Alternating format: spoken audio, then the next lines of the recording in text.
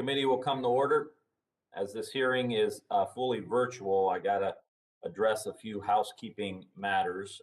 First, for today's meeting, the chair or staff designated by the chair may mute participants' microphones when they are not under recognition for the purposes of eliminating inadvertent background noises.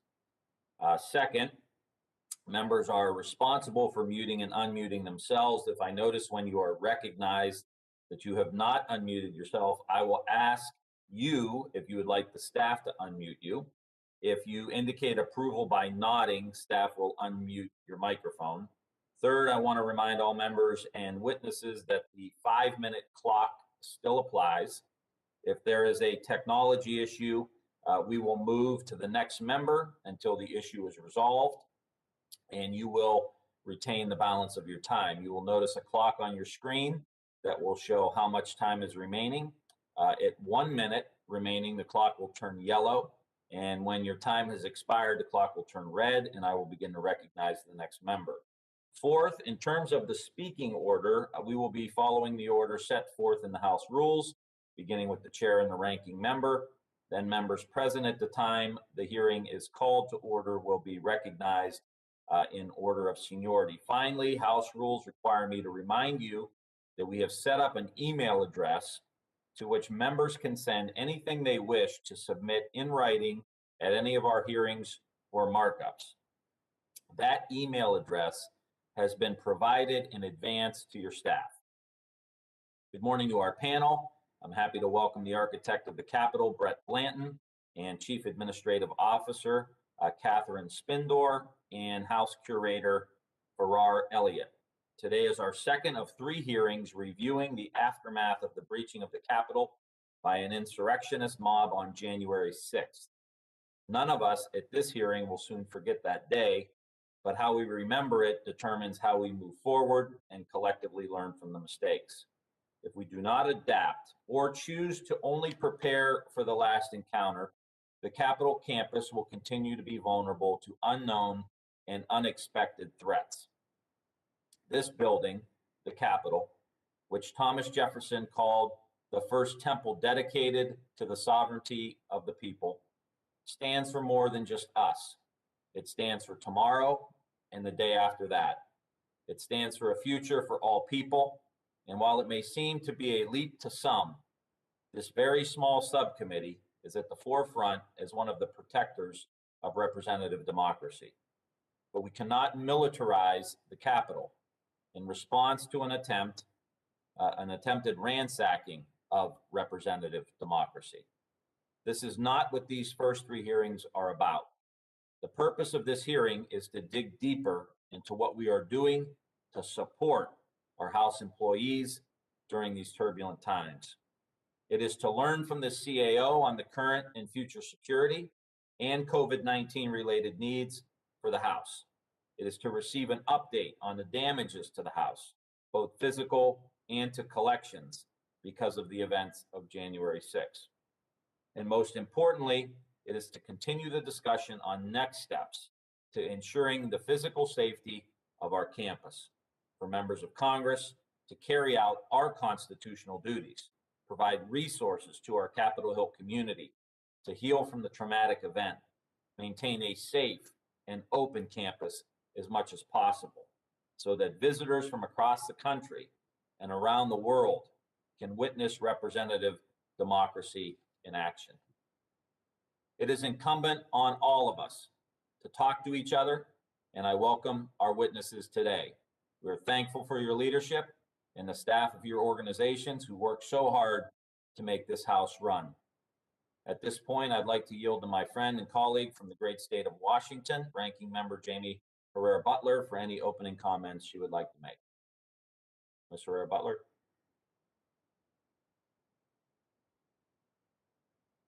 Oh, I was going to put my other headphone in, but I've only got the one. Hopefully you guys can hear me okay. Thank you for that, Mr. Chairman. And Mr. Blanton, Ms. Spindor, Ms. Elliott, thank you so much for taking the time to be here. It was a pleasure to connect with you all before we got going. You know, this past year with COVID-19, pandemic and the Capitol 6 riot has placed a great strain on our Capitol Hill community. It's more important than ever that members and staff have access to resources um, that help people endure the high stress work environment and access a holistic approach in managing really managing everything that we've been going through. Can you guys hear? Can you guys hear me? Okay. I see Chairman Ryan, but everybody else looks like they're kind of frozen. You guys frozen, or am I frozen?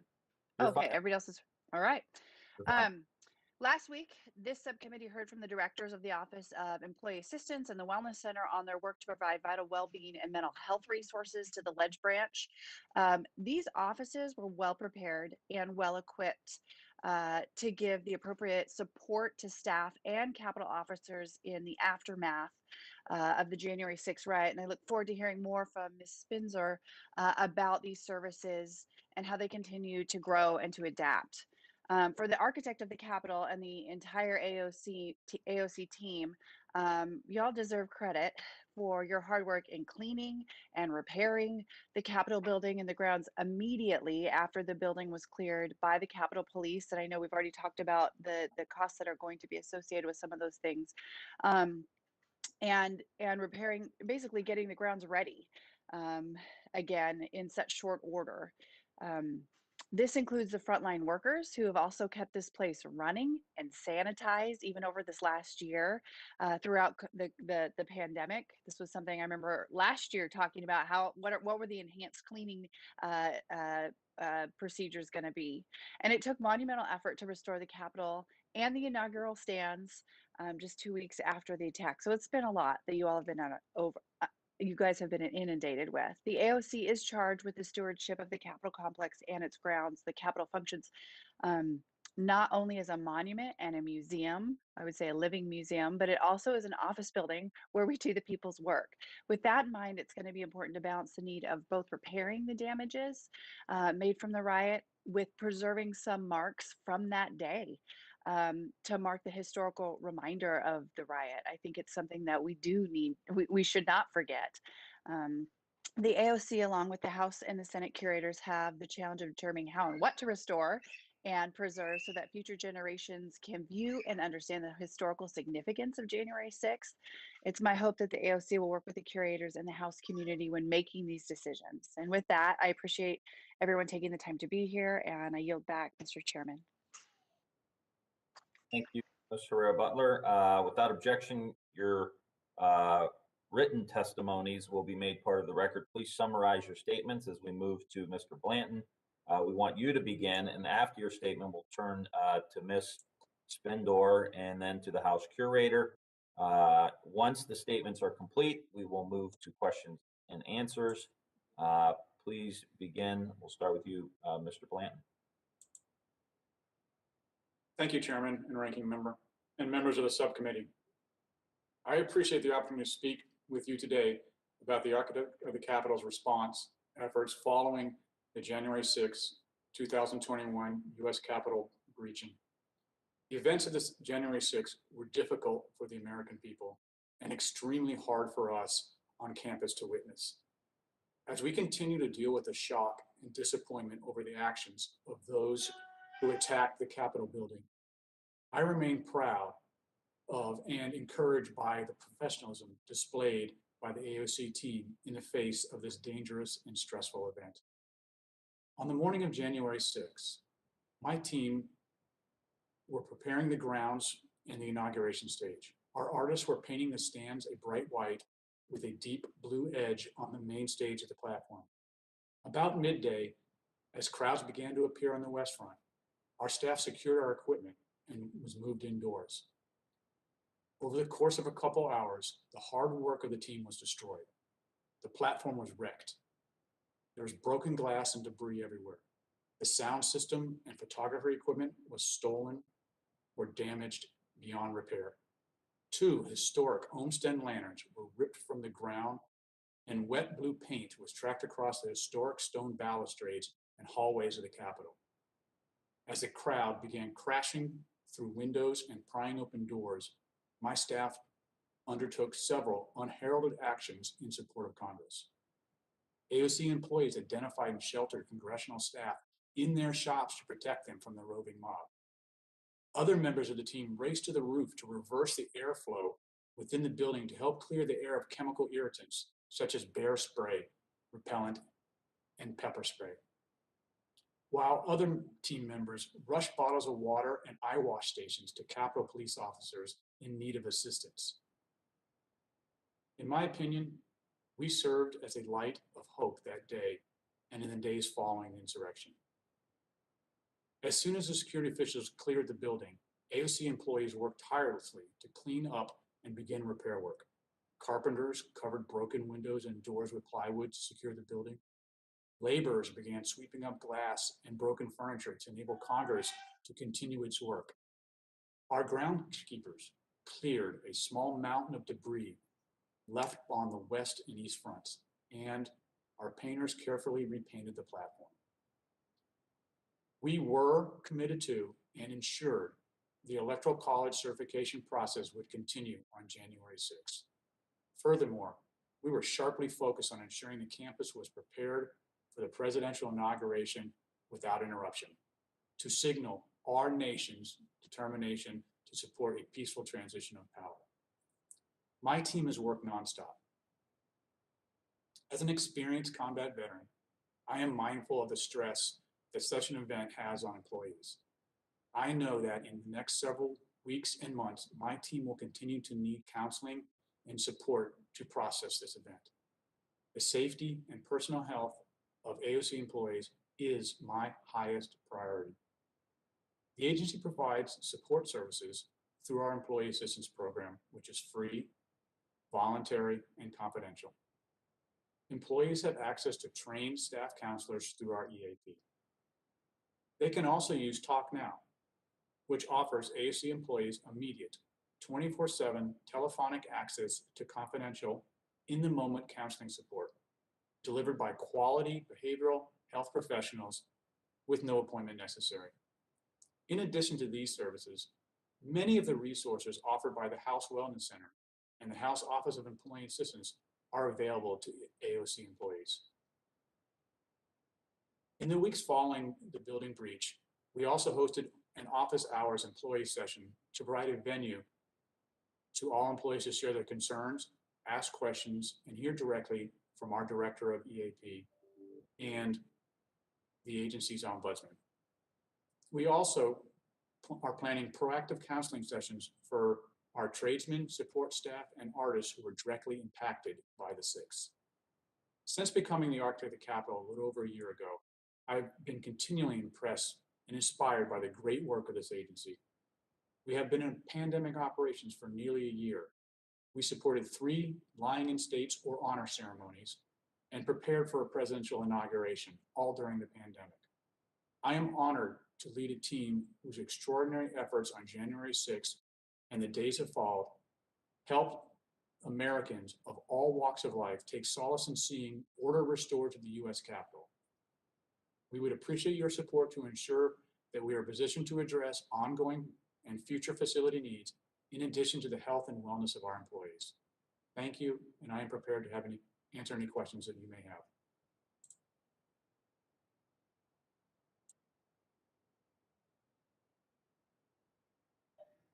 Thank you, Mr. Blanton. We appreciate it. You've had quite the first year here.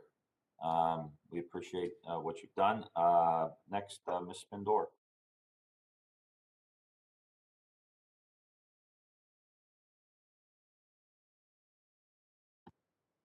Good morning, Chairman Ryan, Ranking Member Herrera Butler, and members of the subcommittee. As you know, my appointment as Chief Administrative Officer began on Sunday, January 3rd. Just 3 days later, the Capitol was under siege. Like so many of the members and staff, I was sheltering in place along with several CAO employees as chaos ensued just outside of our office here in the Capitol.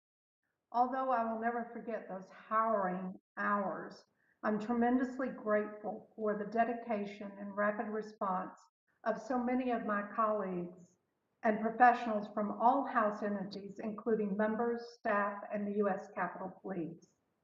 The efforts to restore order and protect our democracy were shining examples of the commitment we all share for this great institution. As the insurrection was occurring, our Office of Cybersecurity took several critical actions to ensure the House network, equipment, and technology infrastructure remains secure. Over the following several weeks, we provided guidance to the House community and responded to various member inquiries about the House's cybersecurity posture. Please know that the House's Chief Information Security Officer and his staff are prepared to brief any member interested in discussing the current state of cybersecurity at the House. In response to the mental and emotional well-being needs of the House community, our Office of Employee Assistance handled over 1,150 individual interactions over the 6-week period since January 6th. At the peak of their workload, OEA had 7 additional contractor counselors to support an 8-team staff. The supplemental contracting staff included 4 on-site crisis counselors dedicated specifically to the U.S. Capitol Police. Be assured we will all continue to coordinate with the Capitol Police to determine future consulting services needs and how we can best support them. I recognize the gravity of the moment we find ourselves in, and as such, I encourage any member or staffer of the House community who is struggling with a personal issue to please reach out directly to the Office of Employee Assistance. They are poised and positioned to help 24 hours a day, 7 days a week. The House Wellness Center has been another integral component in promoting the health and well-being of members and staff. And Mr. Chairman, as a champion of this program, we cannot thank you enough. The Wellness Center takes a holistic approach to improved well-being, providing resources and services to the entire House community. Their solutions are offered on a variety of platforms, ensuring every member has the same level of access and care, and includes support for personal issues that may impact the individual's overall mental or physical well-being. The growth and popularity of the Wellness Center in just over 2 years is highly impressive. I would also like to take this opportunity to highlight the CAO's response to the COVID-19 pandemic. Less than a year ago today, the CAO, along with our legislative branch partners, rapidly responded to prepare offices for maximum telework. This daunting and unprecedented challenge required coordination with no prior roadmap to replicate. Fortunately, the unwavering support from House leadership made our transformation to a remote workforce possible. While none of us could have imagined the full impact of this pandemic, it is important to highlight that our migration to Microsoft Office 365 in the summer of 2019 was critical to our successful ability to telework over the past 12 months. These proactive efforts have supported nearly 21 million chat messages, 425,000 virtual meetings, and an average of more than 6,000 House staffers who are able to connect on a daily basis to do their work. As the nation continues to cope with the COVID-19 pandemic, the CAO stands ready to assist and execute critical initiatives in support of ongoing operations for the House of Representatives. Thank you, Chairman Ryan, Ranking Member Herrera Butler, and members of the subcommittee for the opportunity to participate in today's hearing. I look forward to answering any questions you may have. Thank you.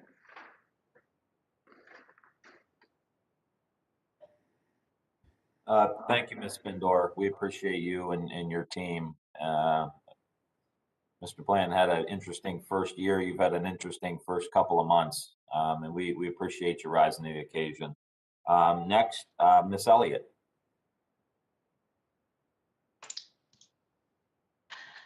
Chairperson Ryan, Ranking Member Herrera Butler, Members of the subcommittee, thank you for your ongoing support for the Office of the Clerk's work and for the opportunity to testify today about the clerk's response to damage to the fine art collection of the House on January 6th, 2021, and our budget request related to that damage. The House collection of fine art and artifacts encompasses the sweep of the institution's history, 13,000 objects that tell the story of the People's House. As provided in U.S. Code and under the direction of the House Collections Oversight Body, the House Fine Arts Board, the clerk is responsible for care of this collection. 219 objects from the House collection were on display in the Capitol on January 6th. On January 7th, I and the rest of the clerk's curatorial staff made a preliminary inspection of every object on display. The Senate curator and I also undertook a walkthrough of the entire building, coordinating with our colleagues at the Architect of the Capitol. Our preliminary inspection identified 8 House collection objects with potential damage, 6 sculptures and 2 paintings. All of them are adjacent to the chamber's north doors, and they were covered in a fine powder. The Smithsonian Institution's Museum Conservation Institute analyzed and identified that powder as fire extinguisher particulate and containing, among other chemicals, an oily yellow dye.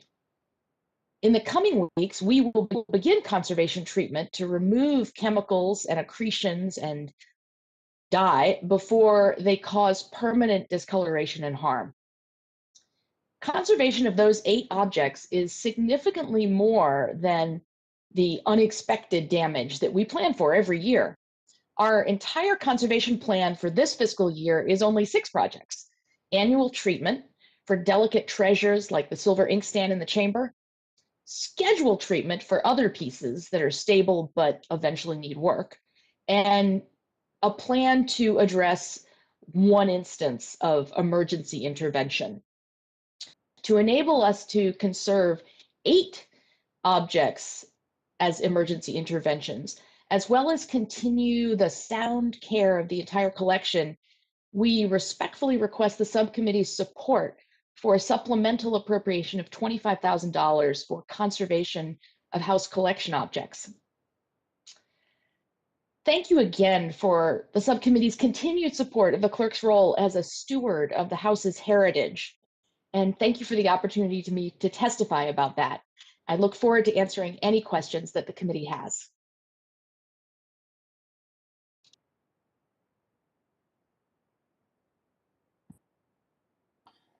Thanks, Ms. Elliott. We appreciate it. And thanks for all the good work you do behind the scenes. We work in such a special place. And I know, like most members, we sometimes take it for granted. We're always hustling to go get a vote in or run to a meeting. But we really appreciate the work. And it's such a magnificent space that you help preserve. So thank you for that. We're going to move to the question and answers, and we will start with the ranking member, Ms. Herrera-Butler.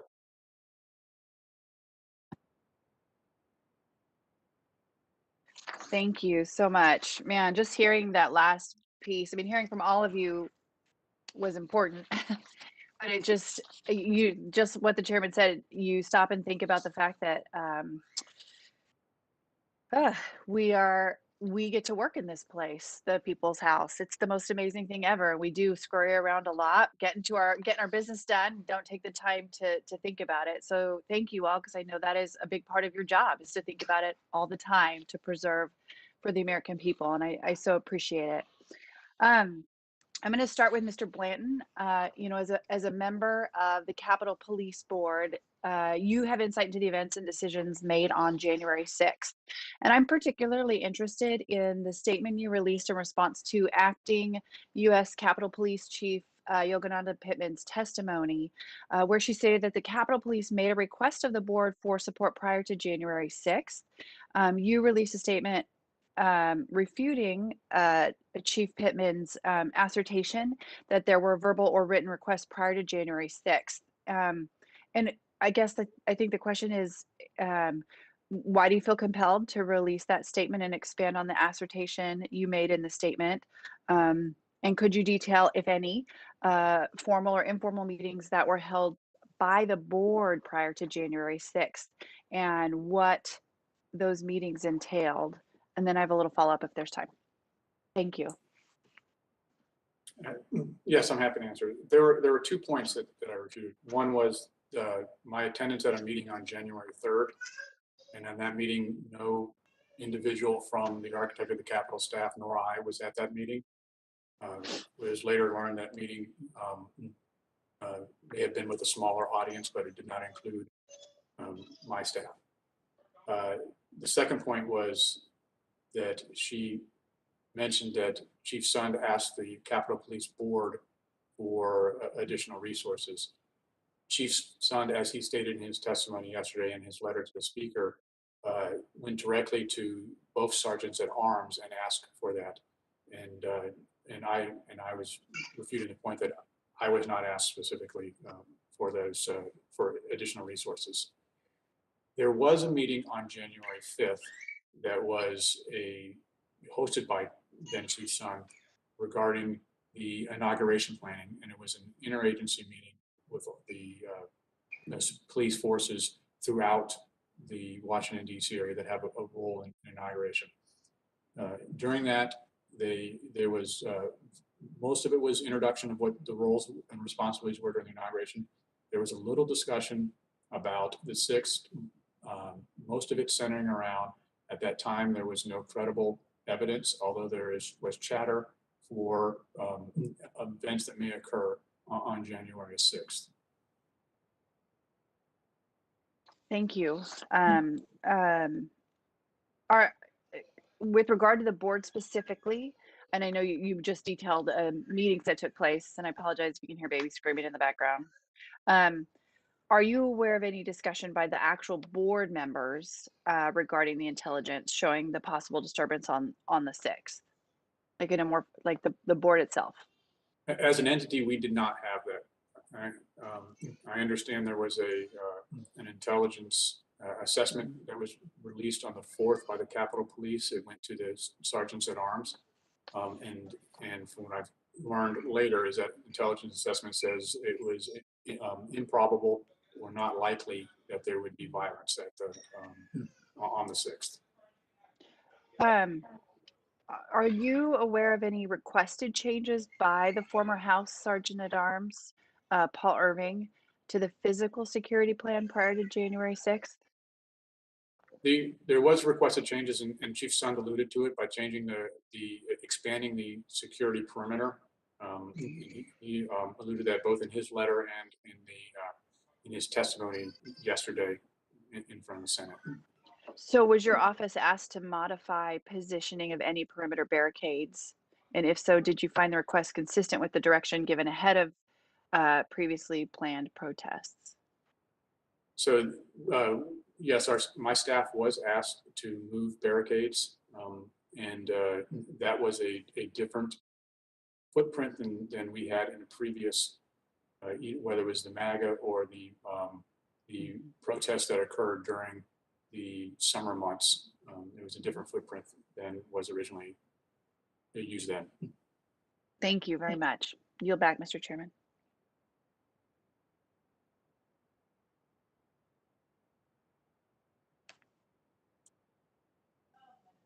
Thanks, Ms. Ray Butler. I just want to follow up on one of those, Mr. Bland. So just so the committee is clear on this, when the chief was asking the sergeant at arms for more support, that wasn't necessarily a clear ask of the board, correct? Or was it an ask of the board?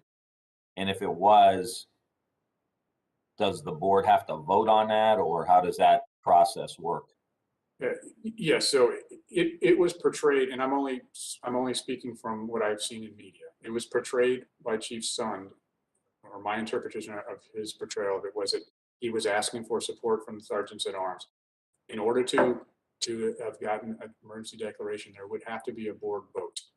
So there was not an official ask at that time. Mm-hmm. And I can't go into his mind on whether he was asking because he wanted to see just see if there was an appetite for it, or he was saying, okay, I'm going to come ask for this in the future. Yeah, just so, again, I want the committee and we want the committee and the American people to know how this works. So if the chief, is it two different things for the chief to say to the sergeant at arms, hey, we need you to declare an emergency, we need more help? Okay, so that's one way of doing it. Is that separate from an official ask for the board? So does he have to have a written ask to the board or a written ask to the sergeant at arms? And if the sergeant at arms gets a request from the chief of police or from the chief of police, is he then required to bring it to the board? So what I would, any conversations with the sergeant at arms and the chief of police when it comes to a board matter, it's just a conversation. In order for it to be official, we would have an official request. Now, those don't have to necessarily be in writing. We could follow that up with the paperwork. Should it be an emergency, an actual quick needed emergency? And in this case, it seemed like he was, at least from his testimony, was having conversations and feeling out the need for additional resources. Because if there was a need for it, he could have submitted an official thing where we had a board vote. That's some of our, that moving forward, we need to completely understand the operation of the board and how the board works, and what that process is. And, we're trying to really determine how that works, and that will help us understand how things went down. Mr. Anyway, Chairman. If I can be clear on one thing, just so we can do a verbal vote on the board. So if he goes to the chairman of the police board and says, I want to do this, we need to do it now, we can have a verbal vote, get it done, and then follow it up with the written paperwork. So there's nothing slowing anything down. So not at any time did the sergeant at arms, did Mr. Irving say to you, hey, we need to have a vote on this? My recommendation is we don't pass an emergency order for whatever reason. I asked the chief to ask the National Guard to lean in, but we're not going to do anything here. He never brought that to your attention and said, hey, should we do a vote on this? Do you want to do a vote on this? Or obviously you didn't vote on it, correct? That's correct. It never came to the full board's attention. Okay. Go ahead, Mr. Chairman. Thank you. Let me just let the committee know we're going to, because of the importance of this issue, we're going to take some liberties, not just the ranking member and I, but all members, because we want to make sure we follow the line of questioning and we are able to tease out all these answers. So every member of the committee will have a similar leeway. So, Ms. Herrera-Butler. I really appreciate it. I'll make it brief, and it's just for your consideration. I know we're going to be hearing from the board in different hearings over the next few days, but everybody's going to be in a separate hearing. I don't know how changing this would be, but it might be helpful to have everybody in the board at once in front of us. But we can see how this goes. It's just for your consideration. I know we are going to hear from the individuals, but I think as this line unfolds, I just have more of these questions, and it might be nice to be able to have them all sitting together. I don't even know if we can do that. That's my thought. Yield back. Thank you, Mr. Chair. You're welcome. Ms. Clark.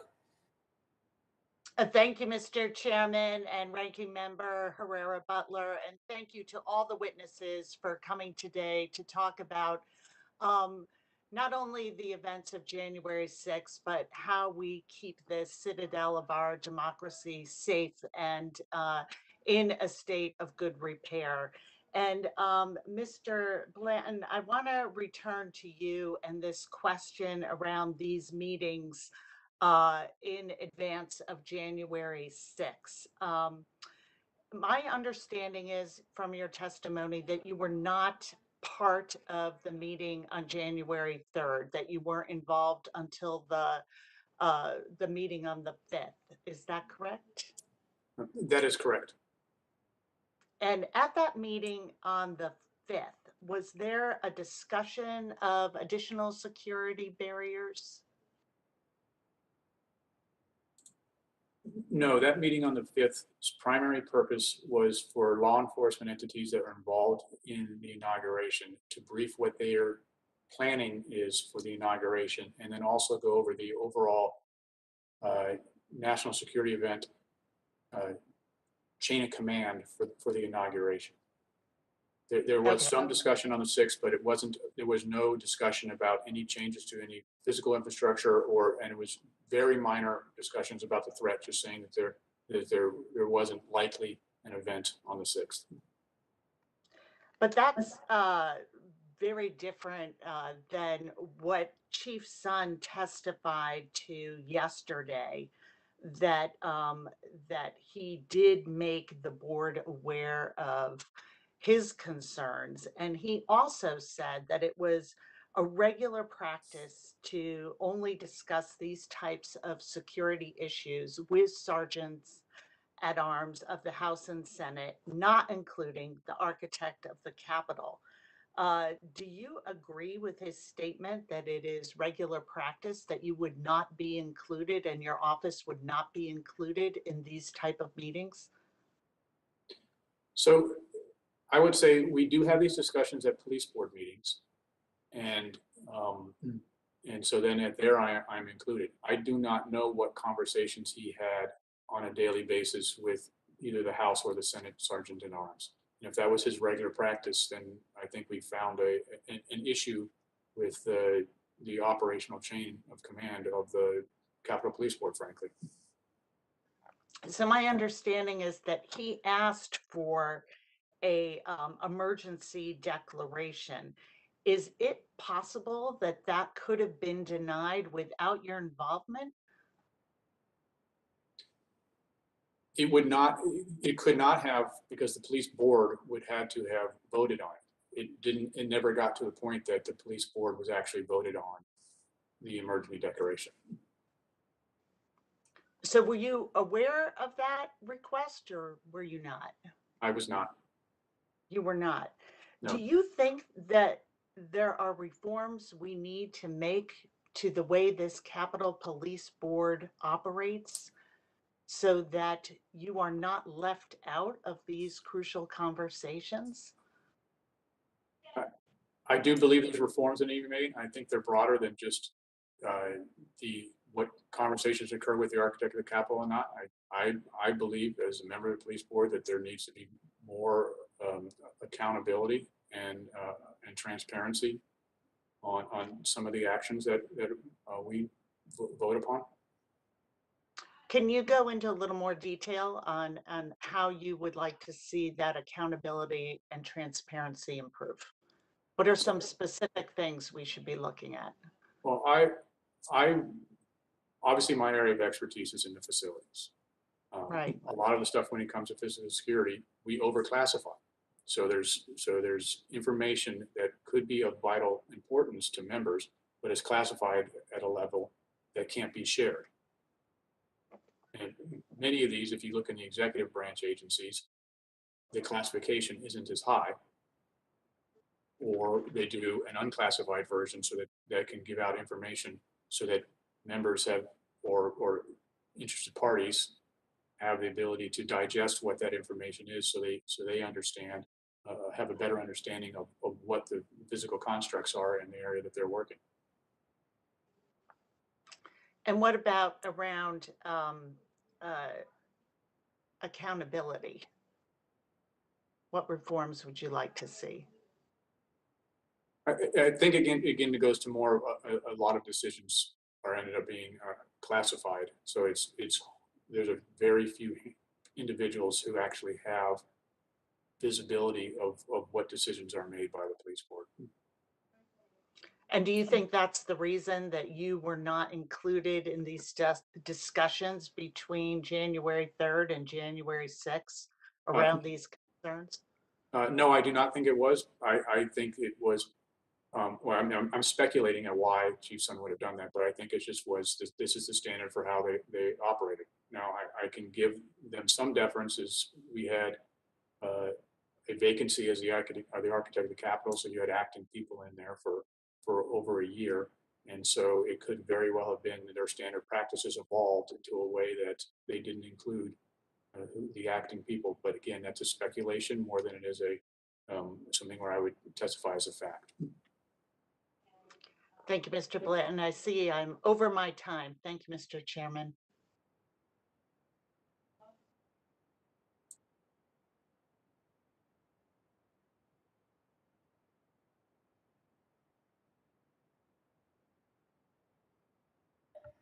All right, thanks. Great line of questioning there, Ms. Clark. We are going to Mr. Amadei up next. Thanks, Mr. Chairman.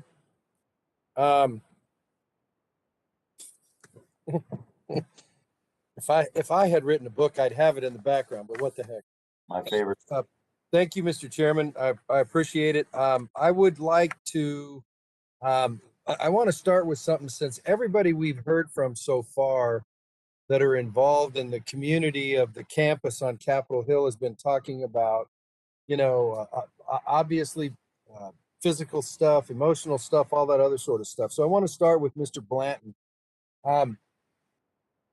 Mr. Blanton, do you know, since your function here is uniquely not able to be done from home, have all your folks received COVID vaccinations? No, in fact, we've had a small distribution of COVID vaccines for my staff. Okay, but they're still coming to the Hill every day and doing what they do, and especially as increased responsibility as a result of picking up the pieces from January 6th. Is that true? Yes, they still are, and we are still following our COVID protocols that have worked very, very well on the Hill since the March, April timeframe of last year. Okay, so let me ask you this. As a result of September 6th, have all of your staff taken advantage of the testing things that have been provided here on campus? Have they all been tested post January 6th? I will say not the entire staff, but anybody who has felt symptomatic or has filled out the Office of Attending Physician checklist and has marked one of them as positive, they are afforded and do take the available COVID tests on campus. Okay, and I was listening as you were doing your introductory remarks, and they were quite rightfully complimentary of the mission that your folks have, the criticalness of it in terms of keeping the citadel of democracy functioning and stuff like that. I'm assuming that you're basically rock solid in terms of that analysis, and your folks perform a function that is vital and what was even above and beyond the call on January 6th. I can tell you from myself and my staff, we are at awe every day at the facilities that we work on, that we work in, and that we support. Okay. The morale of my staff for the work that they do, they love the work they do. They are truly artisans, and they come to work saying, I like what I'm doing. I want to come and continue this work. So, well, I don't disagree with you. I just find it amazing that they're not important enough to also be somewhere on the list of critical government folks that, quite frankly, get the vaccine. But that's not your issue. That's mine.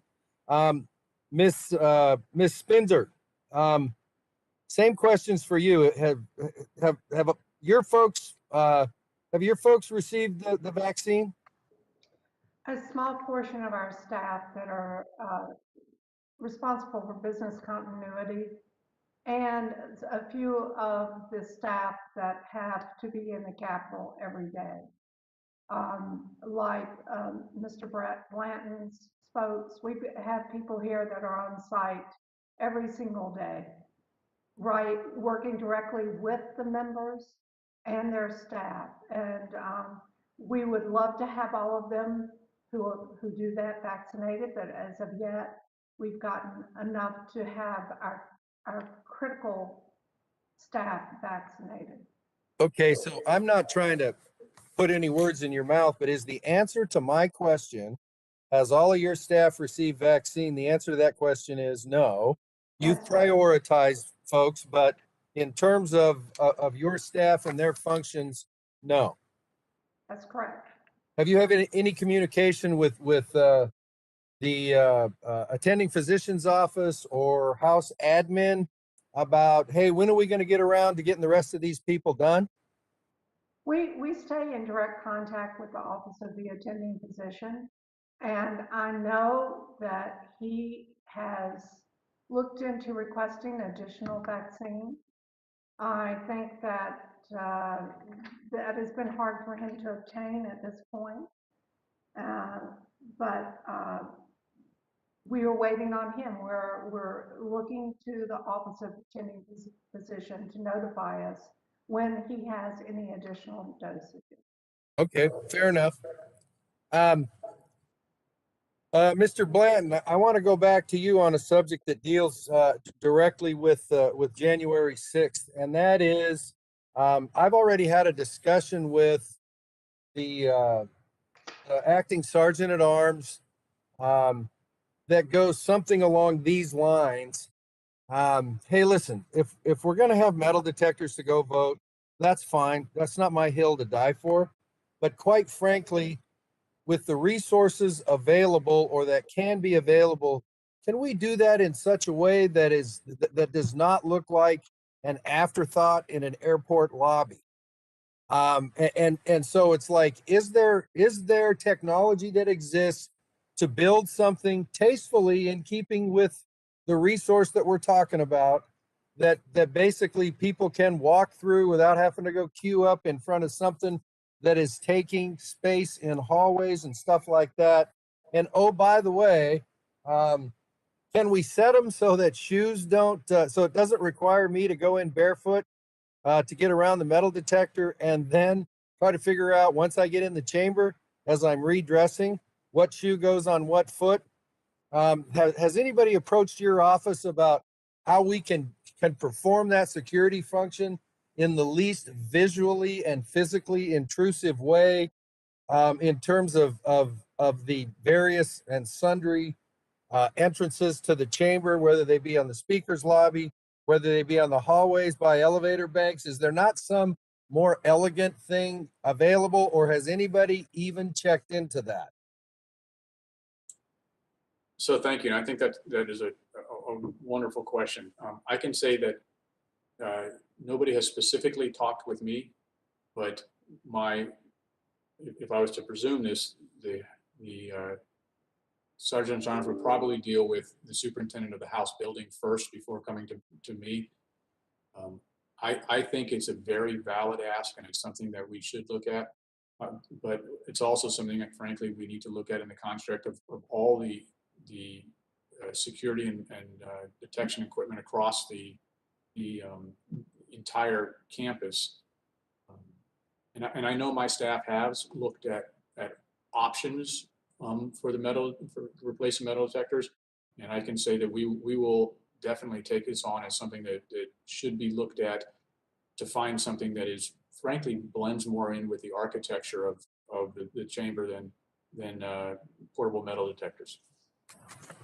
Thank you. I appreciate that. And obviously that's, Mr. Chairman, that's obviously, I'll talk with you about that more, but I just think that's something where it's like, that's fine. I think we can achieve the security goals without basically doing what we're doing now. And so I'll work with you on that offline to see if that can't be something that the committee works on. And I know my time's up, so I yield back. Thank you, Mr. Chairman. Appreciate it, Mr. Amadei. Thank you for your questioning along the lines of the vaccine.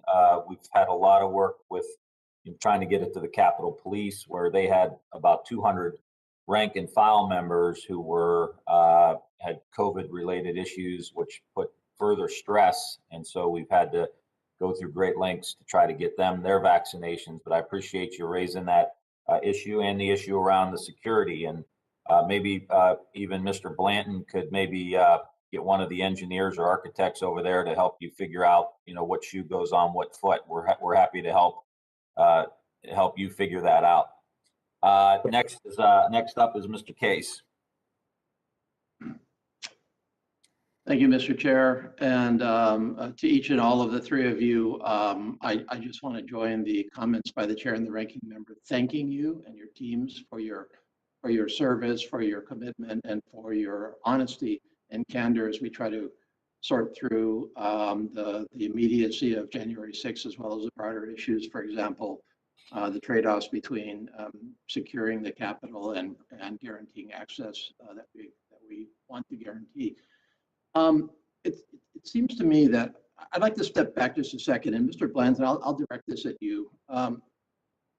it seems to me that we have three broad questions dealing with January 6th. Number one is kind of a past question, what happened and why? Number two is a present question, which is how can we continue to deal with the lingering effects today of January 6th, for example, consequences to our employees, and then number three, how do we prevent this from happening again?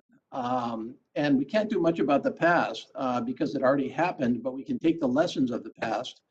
The present, I think we've tried to address that, but it's more number three that I'm focused on, which is how do we sort through the lessons and implement those lessons? And here's my question to you. And again, the context is that we have already seen division in politics, leak into this evaluation. We've got a debate going over, whether we should have a 9/11 commission, and if so, what kind of membership it should have. I know that each and all of us has had the experience of seeing division within our own communities over the continuing security barriers around the Capitol, with kind of oversimplifying this.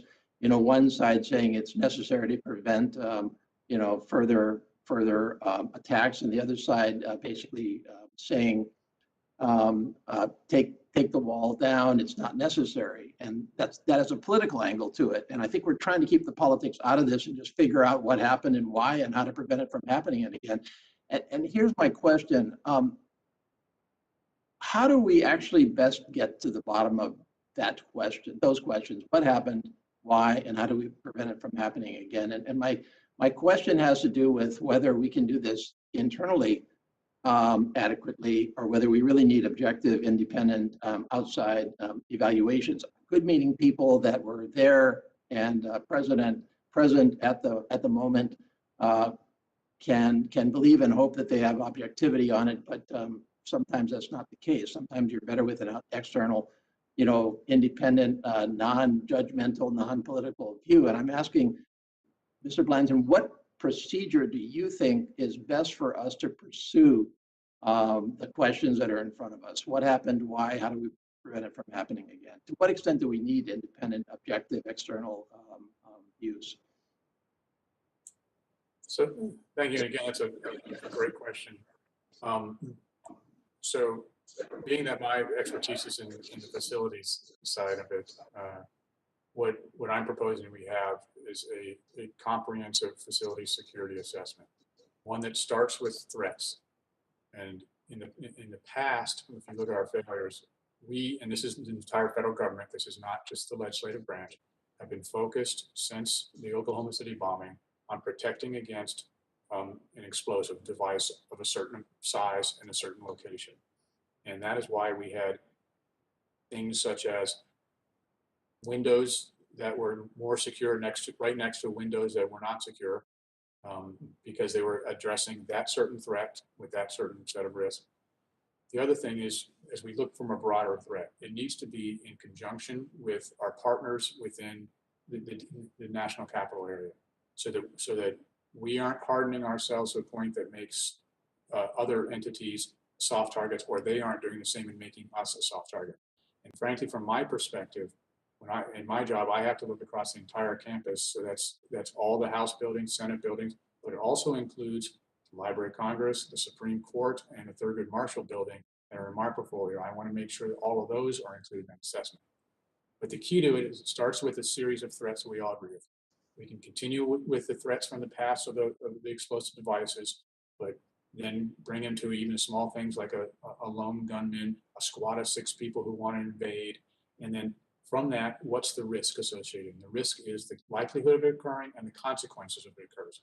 From that, we come up with a set of mitigations, and those mitigations will be short-term ways to implement to help protect that. And then finally, a long-term set of solutions. And one key to it in my mind, it's very important, is that we say what the logistics tail is going to be to this. Because many of these ideas that we have of doing security, if they end up having to increase the number of Capitol Police officers that have to stand a post or have to be in a certain area or pull them off of a post because of what we were doing for security, we need to have that identified so that we know what the total ownership cost is of these ideas, so that you as appropriators are fully informed when we go and ask for these, what the total cost is. over the years, not just for this specific project. Okay, I'll come back in my second round, but my question, you've identified, I think the issues that we need to sort through, but my question was more about how do we get the answers? Is that an internal process or is that an external process? Do we need extra help?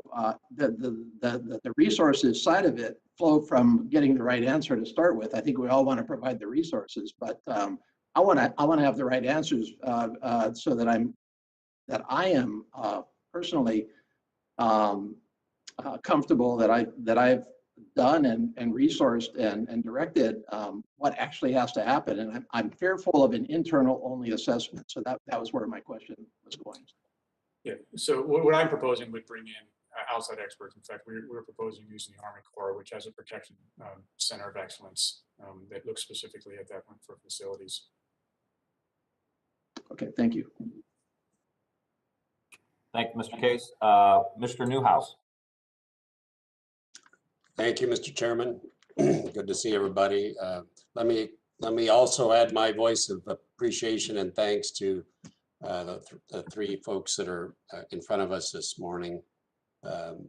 All have very important jobs and responsibilities, and I really think that there's the big question in front of this committee as it stands right now is how can we together ensure that the institution, literally the Capitol grounds themselves, can really continue to provide that catalyst for public participation in our democracy, but also at the same time ensuring that those of us who work here certainly, and those members of the public that come can remain safe from those that may wish to do us harm. So I look forward to working with all of you toward those goals. I'd like to address my first questions to the Mr. Blanton, if I could, and kind of follow up with some of the line of questioning that other members have taken. Mr. Blanton, you mentioned in your testimony that institutional biases and action items taken out of sync, if I can use your words, with actionable data resulted in poor decisions during the Capitol attack. So could you talk about what some of those specific biases were that were detrimental to your office's response, and how can we as a committee help you if there's a disconnect? How can we help you break that down so that you can provide positive actionable or actions with the data that you receive? And I guess putting that into English, how can we help you make that line of communication better? Thank you. Again, I appreciate that question. So I was hired to transform the architect of the Capitol. It was an entity that had a couple years of history that were very troubling, and we've had in the past some projects and programs that we did not execute very well. I'm in the middle of transforming that, and I will say that the AOC of today is not the AOC of last year. We're more responsive, we're more open, we're more accountable, and I am working to make sure that is even clearer on everything we do. Part of what I talk about by institutional biases is I have conversations with people and staffers, and they'll say, we don't believe you because a decade ago, this is what happened. Or a project 4 years ago, you guys messed up. It's those things like that it's not just in staffers, it's across the Capitol complex. And I admit, we had issues years ago, and the staff themselves are wonderful people who love their work, do incredible work, but we fumbled a few things in the past. But those fumbles aren't indicative of what the future is. And if we continue to be judged by what decisions were made in the past or areas where we could have done better in the past, then we will never be able as a Capitol complex to advance. And so that's what I was alluding to in those statements. And so in rectifying that, is there a role that we can assist you with, or is this going to be, the proof's in the pudding that you have to build your own reputation and trust among colleagues and people that you're responsible to? In many ways, the proof is in the pudding, but also it's I would say you come in with a approach that we are trying to do things the most honest, ethical, and efficient way possible. I mean, one thing that I've done that has been really sea change for my staff is when we talk about the budgets, I say it's not my money, it's the Capitol Complex's money. So when someone says, I'm not going to allow you to do a project, it's not my project. It belongs to you, sir, because it's there to support you. I don't get benefit out of, I enjoy supporting you. I enjoy that. That's my job, is to support you. But the project itself is there for members and their staff. The project's not for AOC just to have work to do. And I don't want to have just work to do. I want to do stuff that has an outcome. So if you can look at it from that lens and that perspective and how we're dealing with things, that would be very helpful to our organization as a whole. Well, thank you very much.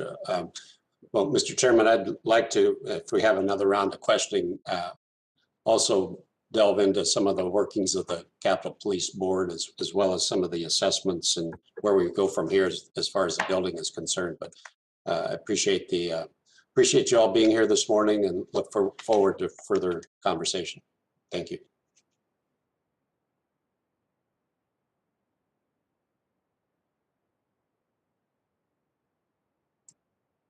You're muted, Tim. Ms. Wexton, I'm in charge here, Kathleen. Ms. Wexton, you're up.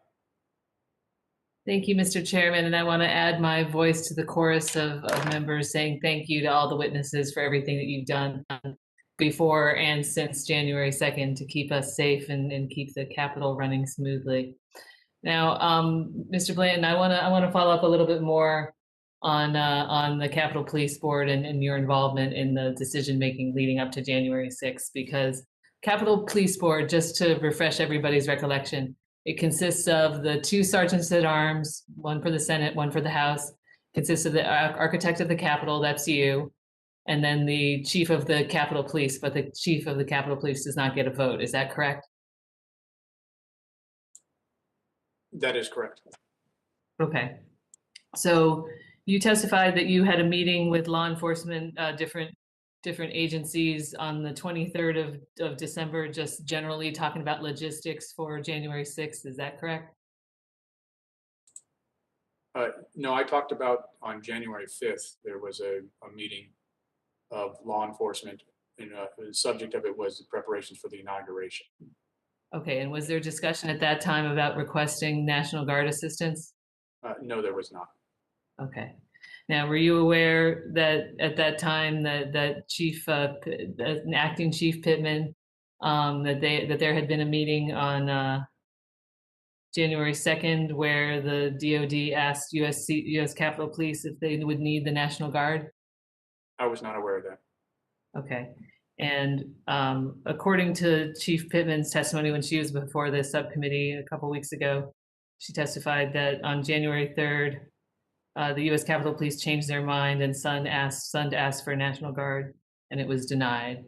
And apparently he asked maybe the sergeants at arms. Is that correct? I mean, but you didn't have any knowledge of that. Is that correct? I had no knowledge of that, and I still have no knowledge of a meeting on the 3rd.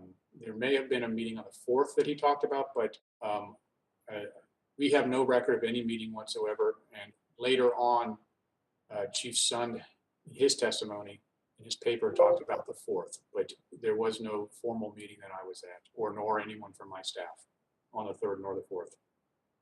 So is it just majority rules in the Capitol Police Board? Oh, we try to get consensus, but if it gets down to it's a 2-3 vote, then it would be that. Is it customary to leave one of the voting members out of the decision-making process? Again, as I stated earlier, if he was officially asking for it, then there would not be. Then all of us would have the opportunity to vote. I only can paraphrase what I heard from Chief Sun's testimony and his letter that he wrote to the speaker, that he talked to the sergeant at arms. Now, I don't know if he was doing that to talk so that he is testing the waters, if we are able to do that, or what the board feels like, but he had not officially asked for it from the entire board itself.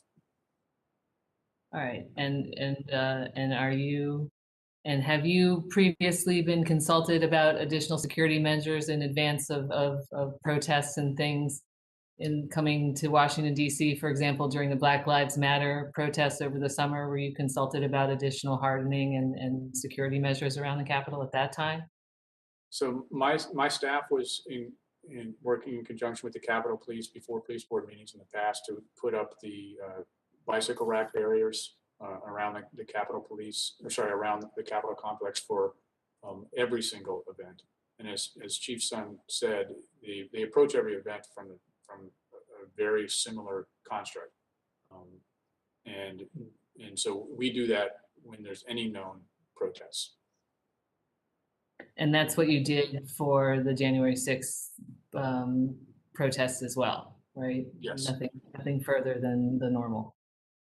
And it was never elevated. They did extend the police barrier, the bike rack barrier for the January 6th event, as Chief Sun testified.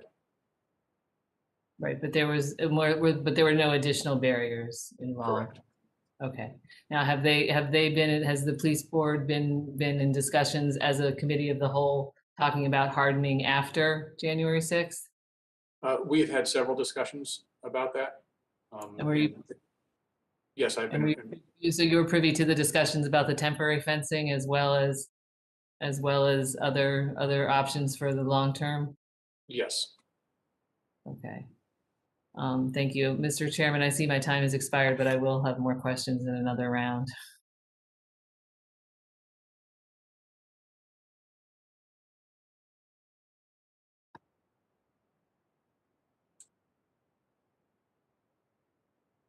There we go. Congressman Espaillat. Thank you, Mr. Chairman. Thank you for this opportunity. I want to thank all of the folks that are testifying here today about this horrific day in the Capitol. As many of you know, the Capitol staff, particularly the custodial staff, is made up of many people of color, particularly men of color, who were targets, obviously, of this racist, bigoted mob. The images of the Confederate flag, of the gallows with the rope and noose, typifies the horrible history of lynching in the South and throughout the country, set deep fear among many of us workers.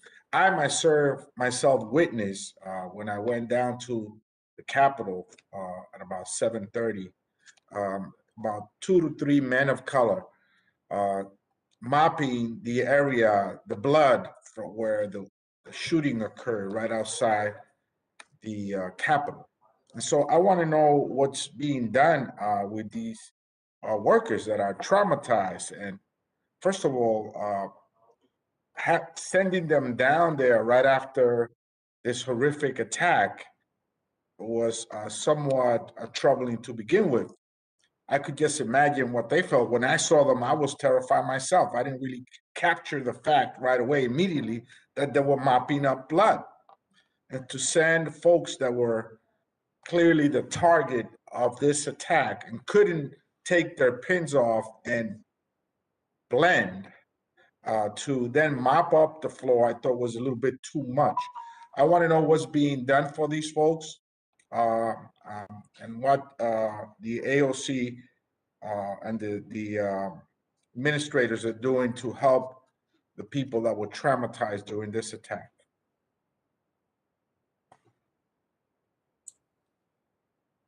Thank you.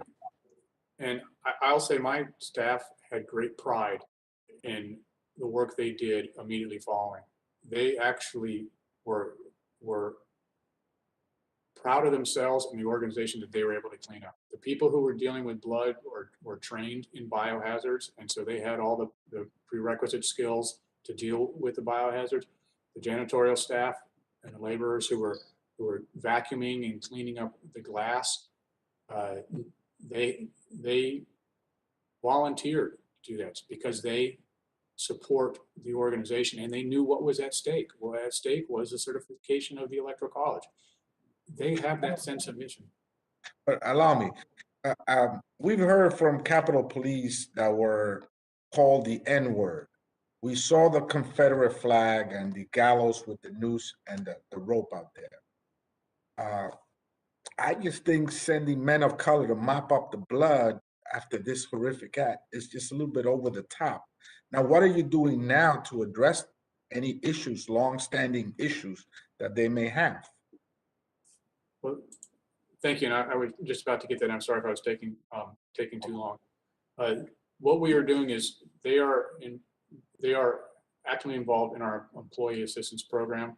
One of the things that we are doing is instead of having it be where they feel like they have to call, because I know some of the men and women of the Untitled Chapter, we're a tough group, and some of us want to internalize that. So we're going to have, we're proactively taking it for each of the trades who were there that day and having counseling sessions for them to talk about it.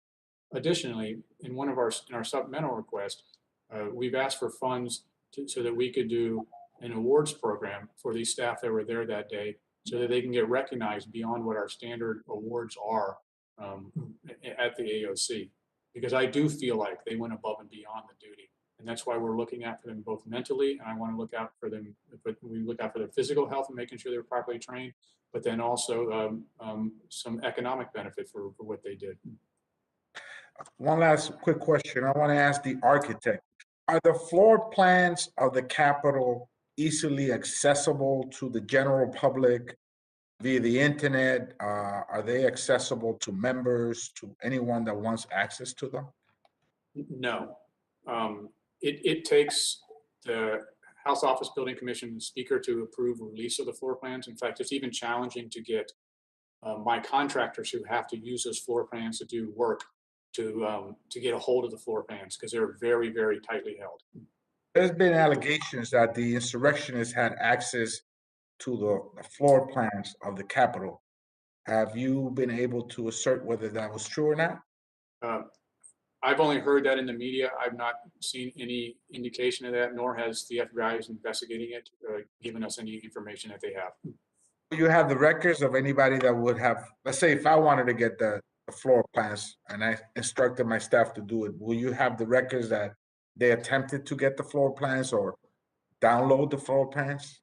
Well, there's no way to download them because they're on a secure server. But we hand out hard copies if it is deemed that it is needed for an individual to have the floor plans. But that group of people is exceptionally small on the Capitol complex. Could those secure server get hacked? We have no indication of that. We have no indication of any AOC server being hacked. Okay, thank you. Thank you, Mr. Chairman. Thank you for your time. Thank you. Great line of questioning, Ms. Wexton. Great line of questioning as well. I've got a couple of follow-ups, and then just for the members, we are going to do a second round. We'll probably have a 2-minute round so everybody can get another question in. And we want to be sensitive to everybody's time here with other committees going on and the responsibilities of our witnesses. Just a couple questions, Mr. Blanton. First, I just want to say how much we appreciate you and how you've handled yourself through this whole ordeal. You've impressed a lot of people.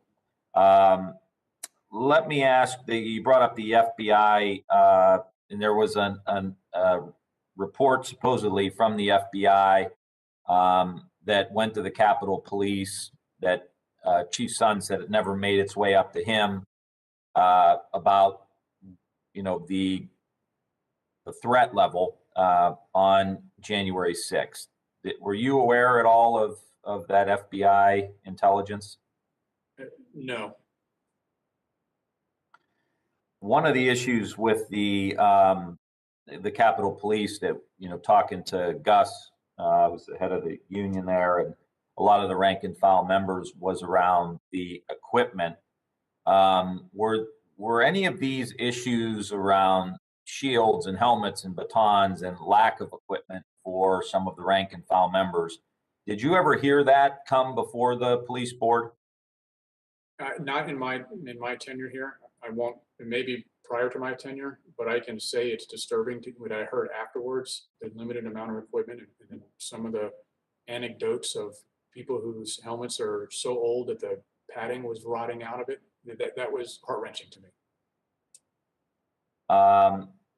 Just out of curiosity, how many police board meetings, official meetings, were you in over your tenure here? So it would have been 12 total. So you do one a month. Okay. And what generally are the, again, we're trying to really figure out how this board is operating, because this is going to be, I think, at the heart of any reforms that we start proposing. What's the general length of time for some of those board meetings?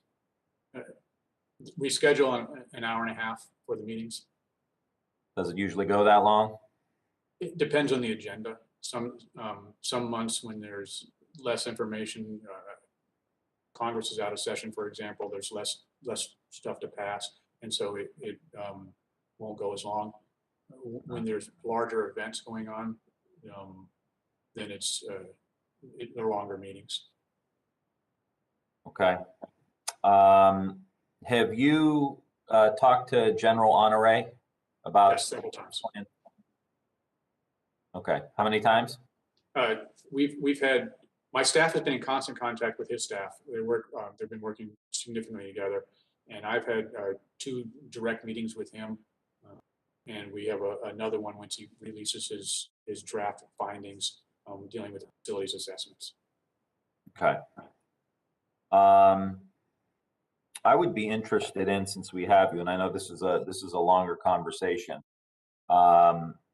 and I think Ms. Herrera Butler touched on it, the issue of reforming the Capitol Police Board. I mean, clearly, if we want your opinion as to how we would move forward with any reforms. I mean, clearly, if the chief of police is saying to the sergeant at arms, in essence, we're screwed and we need help, and then the sergeant at arms just kind of single-handedly tells him no, without bringing it to the board, which is kind of what we're gathering here. What kind of reforms, also being sensitive to the fact that, we need to respond in a timely manner. So we don't want to, create another bureaucracy like we saw, happening with trying to get approval through the Department of Defense and all that. Any recommendations you can share with us here on maybe how we can adjust the board and how we respond appropriately and timely? So what I think we should do is enlist in the DC area like-minded entities. You have the Secret Service. They have a command structure over them. You have Pentagon Force Protection Agency, which has a command structure over them, because obviously they don't make the decisions independently. And really have them look at what we are doing and propose best practices. I think an outside look at us is worthwhile. And so basically continuing what General Honore is doing, but more in depth over a longer period of time. Focused on, I look at General Honore isn't really looking at the command oversight of the Capitol Police. That is not one of his areas, unless he's been expanded since when he's talked to me. But that's something that is a valid thing to look at, and it'd be valid to take entities who've been under significant transition and had events and have changed because of those events. I mean, we've all seen events at the White House, events at the Pentagon over the past few years, and those organizations have changed dramatically. And it's a good look to see how can we change to support how to be more responsive than we have been in the past. Well, we're certainly going to be leaning on you for your recommendations. We are going to go to a second round here, a little bit of a lightning round where we'll give each member 2 minutes to be able to ask questions. And so we're going to start with Mr. Amadei. If you want, you can certainly pass. I know there are other committees happening right now, so you want to be sensitive to that.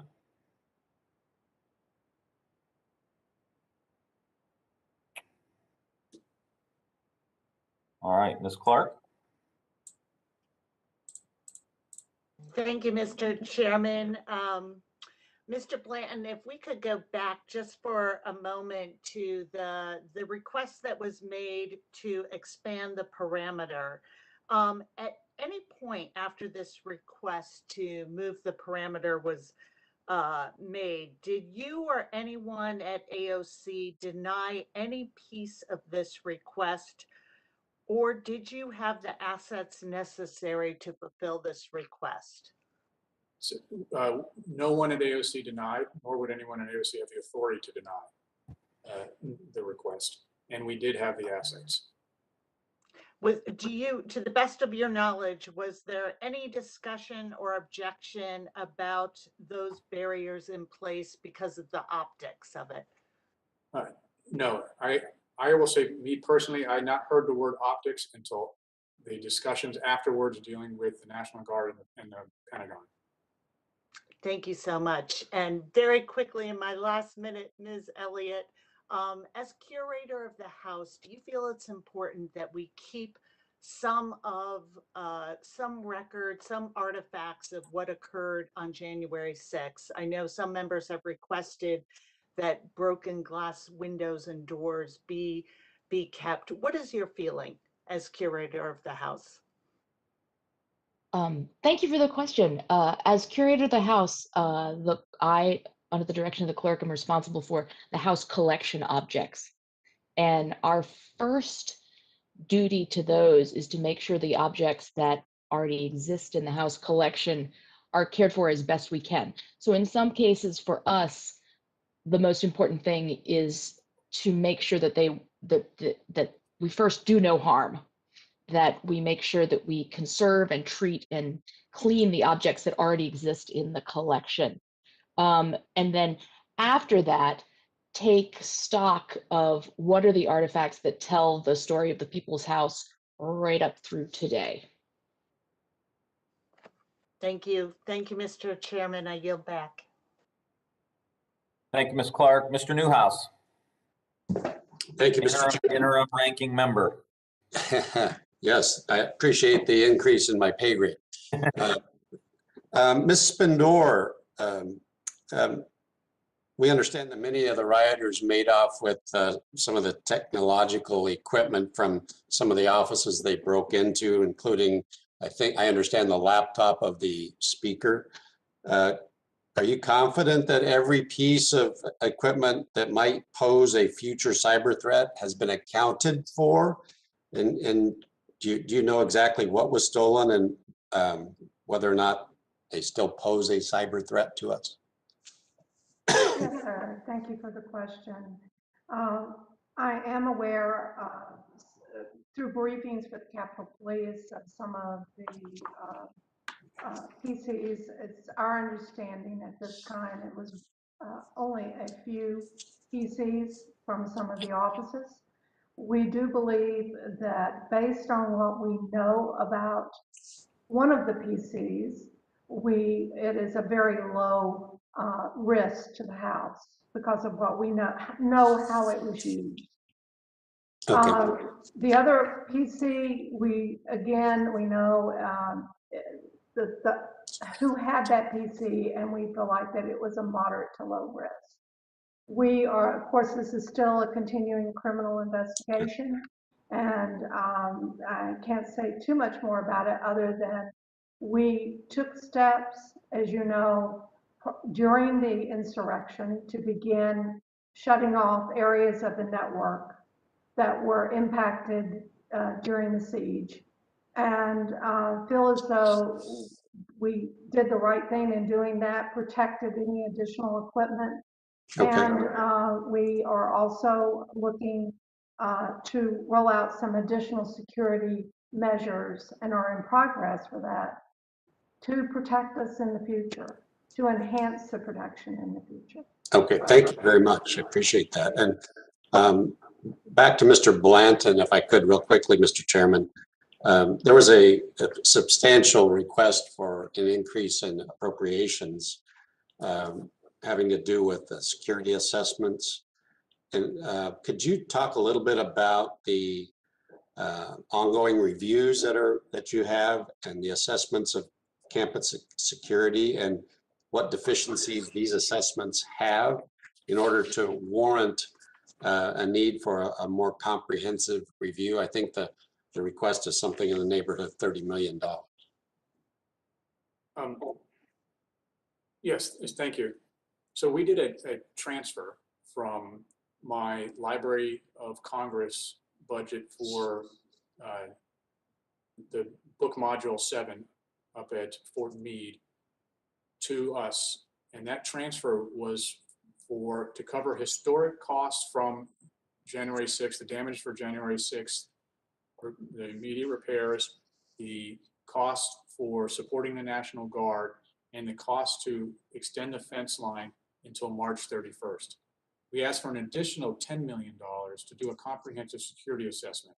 And this assessment was meant to synergize the assessments that all other entities are and should be doing. For example, Capitol Police is doing an internal one. A lot of it's going to focus on what they do as Capitol Police. Part of that may have some recommendations for facilities changes. General Honoré has a study. He's got 4 key tenets. One of those is dealing with quick facilities improvements.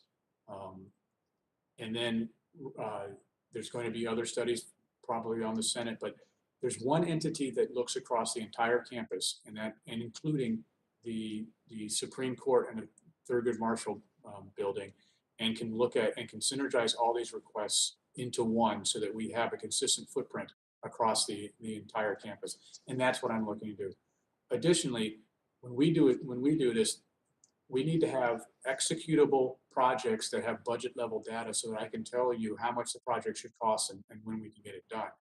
By just saying things like, we should put hardened glass on all doors or all windows in the Capitol, that may or may not be executable. And I say this because the Capitol was designed in 1790.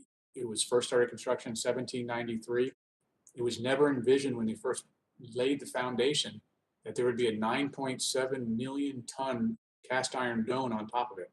It was expanded. Now, if you put over a ton of glass on the windows, that may cause structural problems. And we need to analyze that before it's just a good idea of putting stronger glass on windows. And that's what we do in our studies to make sure it's actually an executable project. Okay. Okay. Thank you very much. And thanks for your indulgence, Mr. Chairman. Appreciate it. Mr. Newhouse, Mr. Case. Thank you. 2 comments and a question. Comment to Ms. Elliott. Thank you so much for taking care of our cultural heritage. I think you said you needed an extra $25,000 supplemental to complete some of the assessments and damage repair, and I just wonder whether that's too low. This is not the time to come in with lower requests. I think we all want to do the right thing here. And then to Mr. Blanton, I would back to my initial line of questioning on how we best get the answers to what to do going forward. I would strongly endorse your instincts to get third-party best practices assessments from the DoD as well as Secret Service, and I would further ask you to consider whether further additional independent reviews may be necessary, because General Honoré is, as you pointed out, going to facilities assessment and security issues. And what I think we're about here right now is an understanding of what broke down operationally, procedurally, and how to adopt an operational procedural framework that we don't go through the same mistakes all over again. And do we need external assessment, even at cost, to get the right answers there? Ms. Spindor, a very quick question following up on Mr. Newhouse. Is there any indication that there was any simultaneous or coordinated cyber attacks or cyber activity in your shop or, to your knowledge, elsewhere in the Capitol around the January 6th physical attack, which some claim was, spontaneous combustion, and of course, associated cybersecurity would cyber activity would indicate something other than that. Is there any indication of that? There really is not. We've had individuals, other outside consultants that we use helping us check the network. We were monitoring everything real time, both the dark web as well as other areas of web activity. We did not see, have not seen any penetration of the network at all, any indication that anyone was trying to get into the network on January 6th. Okay, thank you very much. Mhm. Thanks, Mr. Case. Great questions. And I encourage all the members of the committee to, last year I went over and visited the cybersecurity offices over there and House administration. And it's a neat place to go, but it's that essential work that Mr. Case just brought up. And we've got to make sure, because I think moving forward, it's a very important point. I mean, we're talking about being aware of all the threats and being prepared with all the threats. And we saw with the pipe bombs at the RNC and the DNC, how that was coordinated in addition to, what else was going on as a distraction. And so I think Mr. Case rightly, brings that point up about the issues around a coordinated effort around cyber. So we appreciate that. Mr. Amade.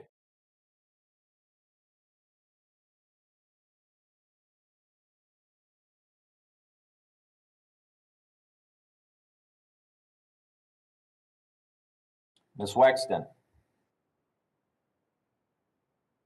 Thank you, Mr. Chairman, and thank you to the witnesses again for all your great answers, and to my colleagues for asking a lot of the questions that I had. So thanks for that. I still am so in awe that I get to work in this place, and the amazing history that it has, and I never ever want to lose that. And so January 6th felt like a huge violation, for I think all of us, seeing people marching around in the Capitol and defacing it as they did. And I have thought many times how just days before I was present in the crypt when Virginia removed one of its statues from the Capitol, which was our statue of Robert E. Lee. And that was something that I spearheaded along with my colleague, Congressman McEachin, also from the Commonwealth of Virginia. So, which, by the way, they do at 3 a.m. For those, you guys probably already knew that, but I didn't until it was time for you guys to move it. So it was especially jarring to see the insurrectionists marching through the crypt, carrying the Confederate battle flag. And I thought more than once how glad I was that there was no longer that statue of Robert E. Lee there for people to take selfies with. So I was especially inspired to hear how staff was so quick thinking on January 6th and moved to preserve the safety of portraits like Congressman Joseph Rainey and Shirley Chisholm, the first African-American Congresswoman, as well as the new collections that honor Representative Rainey. Ms. Elliott, I would inquire if you have any information about whether any particular pieces or artifacts were specifically targeted by the mob on January 6th. Thank you. No, I don't have any information that that's the case. Well, that's reassuring. Now, were there hate symbols defacing any artifacts or property within the Capitol? No, nothing on the House collection at all. Okay. Well, I guess that's reassuring. So thank you for all that you're doing, and I'll yield back. Great, thank you. Mr. Amade?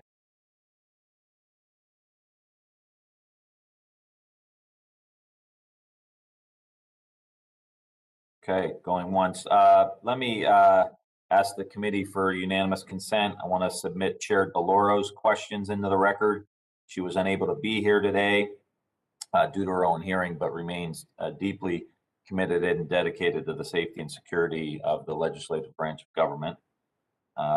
Without objection, those questions will be submitted. Miss Spindor, I just have a question. You mentioned, because I want to get some context. You mentioned that the I forget how you said it, but it was the engagements or around the issues of some of the wellness visits, or I forget how you said it, but there were 1,150 in the 6 weeks from the January 6th event. Was that correct? Yes, sir. What's the context for that? So what's the how many visits happen in a year? And if you don't have that number, just I do. It's typically, I think we see 3,000 visits on an annual basis. So when you compare that to the 1,150, that's a critical percentage of what we normally see. And anticipate that we will continue to see some higher numbers. However, over the past week, we see things beginning with probably about 50% of what we had seen the week before, but we're still providing the outreach and also literature and publicizing everything that we have to encourage people to keep coming like they always have. I mean, the Capitol Police, we've been serving since 2000, and we have a great relationship with them, and we will continue to reach out to them and make sure we're satisfying whatever need that the community has. And are you guys how integrated are you with the House Office of Wellbeing and the wellness initiatives? Is that you guys pretty much in lockstep on how you communicate to the staff and members? They are, and I think it's certainly Brian Wise with the Wellness Center. He is doing a great job, but it's a good thing that he works directly with Paul Tewksbury in the OEA. And so that helps them stay in sync with one another and make sure that they're supporting one another with whatever items that one of them may produce, the other one may be able to make use of it. And so it's a great relationship. So we're continuing. I want to put a plug in for Brian and his staff. What a great job they've done. And their storefront location that's open now in Longworth, we encourage staff to please go there and visit with them.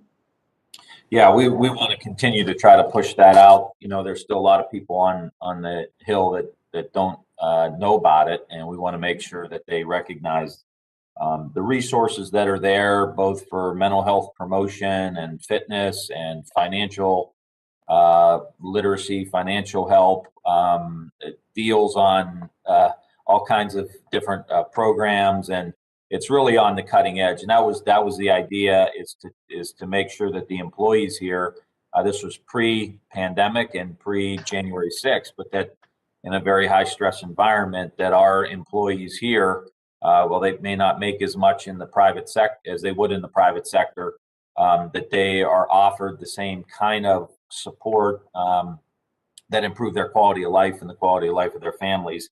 And so we want to make sure we continue to promote that so that the men and women who work here have access to all of that. And I just want to personally just say thank you to you, Ms. Spindor.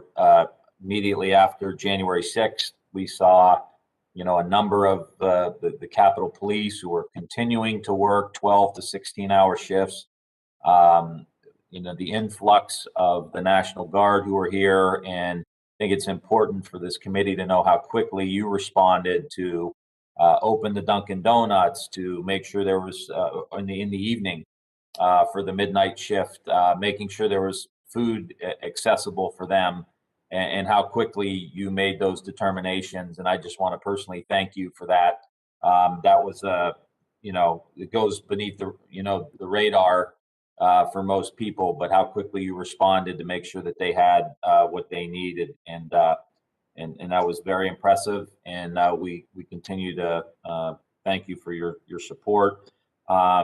So we're gonna wrap it up. Let me just say, Miss Elliott, thank you for all you do. Again, much behind the scenes. Much of what you do is behind the scenes, but it clearly has made this such a special place, and we want to thank you for your service and your commitment to preserving this special building that we work in. Ms. Spindor, thank you again, and please thank your teams. You know, we know that as members of Congress here, how important the staff is for all of us, unknown and unnamed many times, but please thank your teams for us. Mr. Blanton, again, thank you for all your work. And, you know, moving forward, as I said, we're going to rely on all of you, Mr. Blanton, especially when it comes to these issues around security. We're going to be relying on your judgment, and we appreciate you and your viewpoint, because you've been very helpful in helping the committee understand exactly what transpired, and I think exposed some of those flaws that are in the system, especially around the Capitol Police Board, that seem wholly inadequate to addressing the needs that the members here had and the staff here had. So I also want to just take a second to thank our team, our staff, Steve and Anna and the minority staff, Rachel on my personal staff, and all the members of the committee. As the panelists can see, we have a lot of intellectual firepower here on both sides of the aisle that care deeply about the role that this subcommittee now plays in protecting this institution and really crafting a model for how we move forward from both security standpoint and taking care of the men and women who are here, and hopefully that can be an example for how we should treat our workers around the country, and that's the goal of the committee. So with that, this committee is going to adjourn, and we'll see everybody tomorrow morning. Thank you.